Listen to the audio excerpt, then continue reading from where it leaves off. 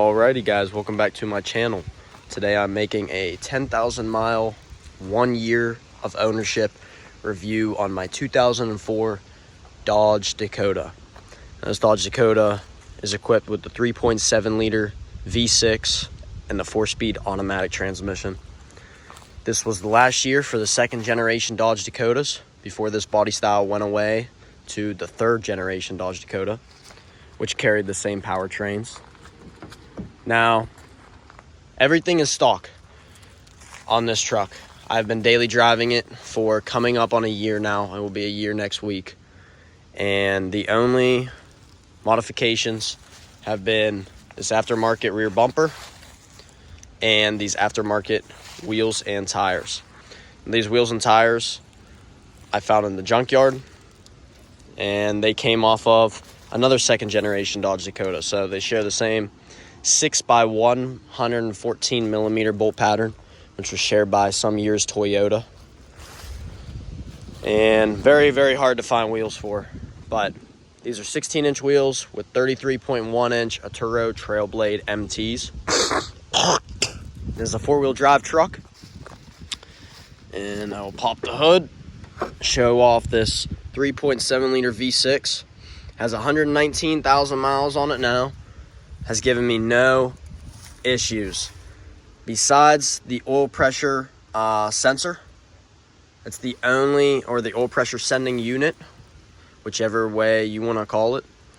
It has given me no issues. I replaced the air filter that was from 2007, just last winter, or actually I should say this spring. And I always change my oil with full synthetic. I try to go Mobil 1 for the oil, Mobil 1 for the oil filter. Oil filter location on these is great, and from my understanding is the same for the 4.7 liter, the V8 version. It's excellent. This is a very easily serviceable engine, as well as the entire truck. The second generation Dodge Dakota is the truck that I look for as my first truck, being in high school. Very easy to work on. Parts are plentiful, and she's given me no major issues whatsoever. Now, this is the club cab model with the 6 3/4 foot bed. And here's a look at the interior. Now, everything is original, minus this 7-inch head unit here that I got from Best Buy installed with Apple CarPlay and everything. Here's the gauge cluster. So you have your battery voltage, you have your engine temperature, oil pressure, fuel gauge, your RPMs, and your speedometer. Now, this will tell you everything you need to know here. Transmission temp, it'll tell you when your fuel light's low, your check engine light, your ABS, when your parking brake's on, service, 4-wheel drive, airbag lights, check gauges, seat belt, all that good stuff. Now, this is being the club cab model. You do have a back seat. And believe it or not, there's 3 seat belts back there. And there's 3 seat belts up here. So you can legally fit 6 people in here. And actually, this Halloween weekend, I had 8 people in here. It's not exactly comfortable, but it definitely gets the job done. Now, these doors here do not open. Okay, there's no handle. This is just a solid piece here. However, you do have one of those pop-out windows there, just like that, and surprisingly lets a lot of airflow in.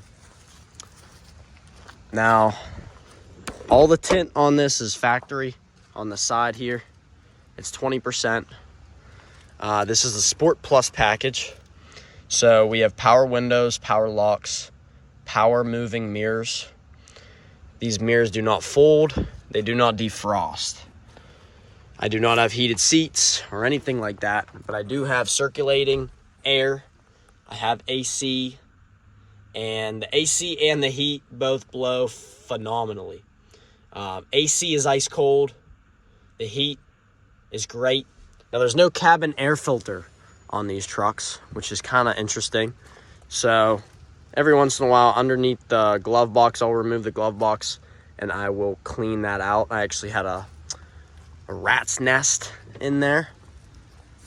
But the only thing that had been replaced here on the outside has been my passenger side wheel bearing.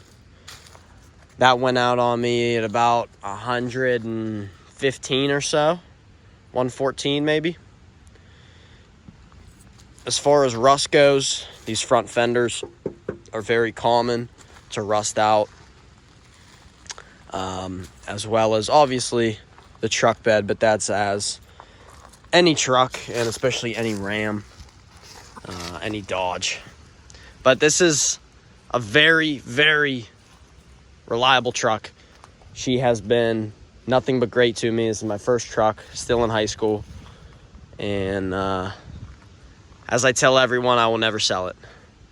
And that says a lot. This truck is amazing. If you're looking for one of these, or at any second-gen Dodge Dakota, I highly, highly recommend.